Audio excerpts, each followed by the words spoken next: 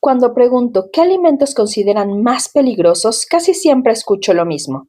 Mariscos, cerdo, carne cruda. Y tiene sentido. Son los alimentos que durante años nos han enseñado a cuidar. Finalmente, nadie mira una ensalada con la misma sospecha que mira un pollo. Pero hay algo que casi nunca aparece en esa lista, y es justo donde suelen ocurrir las sorpresas. Hola, soy Clau Mugartegui. Si alguna vez te has preguntado qué pasa realmente con lo que comemos, bienvenido a Zona Alimentaria, un espacio para entender la ciencia, los mitos y las historias detrás de nuestros alimentos, sin miedo, pero sobre todo sin complicaciones. Hay alimentos que cargamos con una etiqueta mental de peligroso, como los mariscos, el pollo o el huevo. Y no está mal tenerlos en el radar, finalmente todos tienen características que los hacen más susceptibles a ciertos riesgos, como la temperatura a las que deben manejarse o el lugar de donde provienen, incluso el procesamiento. Pero cuando esa lista se vuelve automática pasa algo curioso. Dejamos de cuestionar lo que no está en ella, y ahí es donde aparecen las sorpresas. Porque siendo honestos, no solemos evaluar el riesgo con ciencia, lo evaluamos con intuición. Y nuestra intuición alimentaria no siempre acierta. Hace algún tiempo estuve en una exposición al aire libre. Había hamburguesas, helados y ensaladas. Comida preparada, lista para servirse. Era temprano, el sol no pegaba tan fuerte todavía. Alguien puso una lona para dar sombra y todo parecía estar bajo control. Pero conforme fue pasando el día, el sol fue cambiando de posición.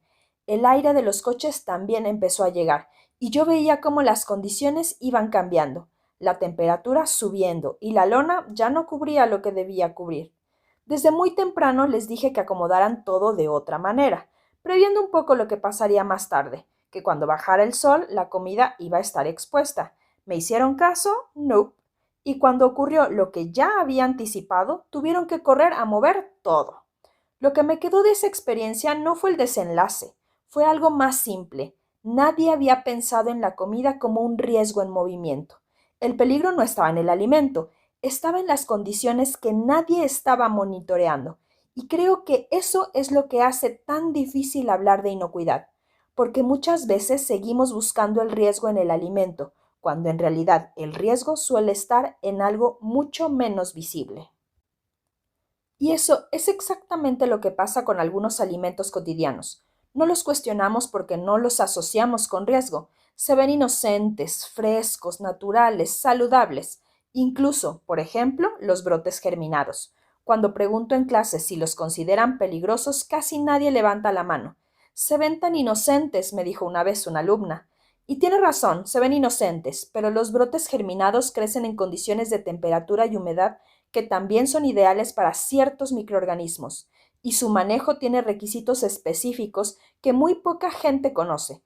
Y justamente ahí aparece el problema, no en cómo se ven, sino en cómo interpretamos lo que vemos.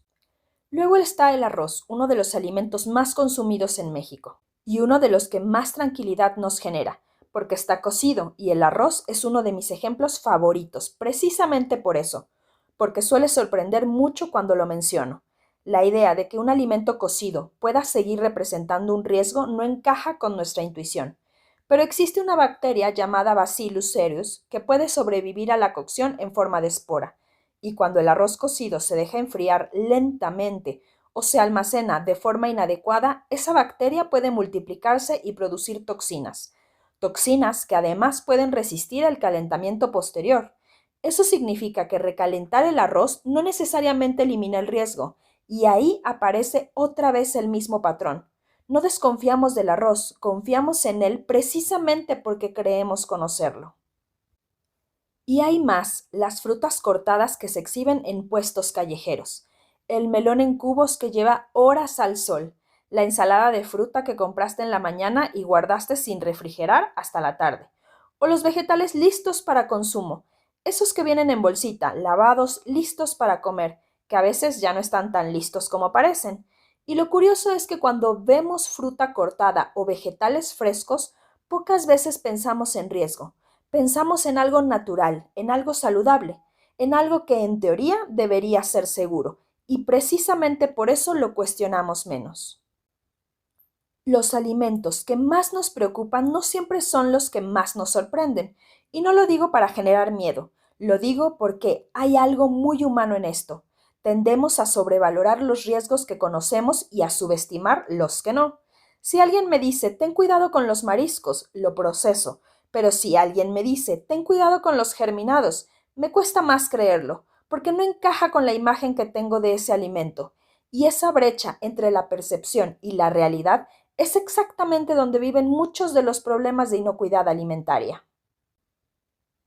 La próxima vez que estés en tu cocina o en un puesto o en un restaurante, tal vez valga la pena hacerse una pregunta diferente. No solo ¿este alimento es peligroso?, sino ¿las condiciones en las que está este alimento son las correctas? Porque después de todo, el riesgo no siempre está en el alimento, a veces está en el sol que cambió de posición, en el arroz que lleva 4 días en el refrigerador, en los germinados que nadie cuestionó y en la tranquilidad que nos da aquello que siempre hemos dado por seguro.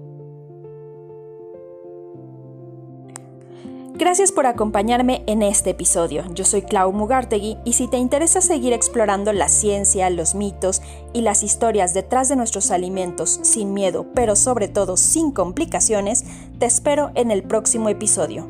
Por ahora estamos fuera de Zona Alimentaria. Hasta la próxima.